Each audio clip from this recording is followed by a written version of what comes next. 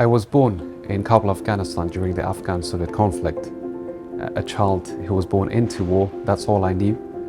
The first 5 years was spent hiding in cellars from daily rockets, the bombs. We didn't have access to food and healthcare. Like many children, I suffered from whooping cough. Then we migrated to Pakistan as refugees, where millions of refugees went, living in a refugee camp in a tent first and then in a muddy room as a family of 8 to 10, living in really horrible conditions, suffering from malaria and then later on contracting even tuberculosis that nearly killed me. But it also inspired me to become a doctor. The conditions in the camp were ripe for those diseases, such as malaria and tuberculosis. We didn't have access to clean water, didn't have access to food, causing malnutrition for us and other children, and many children died from it.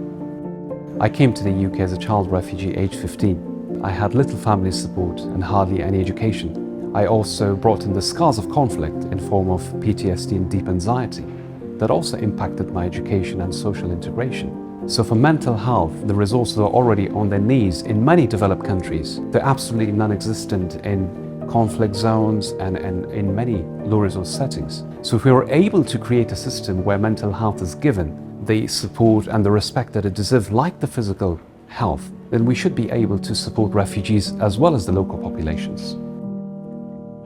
The inspiring journey of Waheed can be the story of many or all refugees. By expanding access to third country solutions and enhancing refugee self-reliance, in line with the Global Compact on Refugees, these populations can have more and better opportunities to access basic services, including healthcare, and enjoy better health and well-being. Globally, the World Health Organization, WHO, and the UN Refugee Agency, UNHCR, work together to improve the health and well-being of both refugees and host communities. They will leverage the 2023 Global Refugee Forum to reinforce this collaboration. Their joint efforts contribute to advancing the Sustainable Development Goals, the Global Compact on Refugees, and the WHO Global Action Plan on Promoting the Health of Refugees and Migrants 2019 to 2030. Protecting and promoting the health of refugees is a moral duty, and it fosters social and economic development.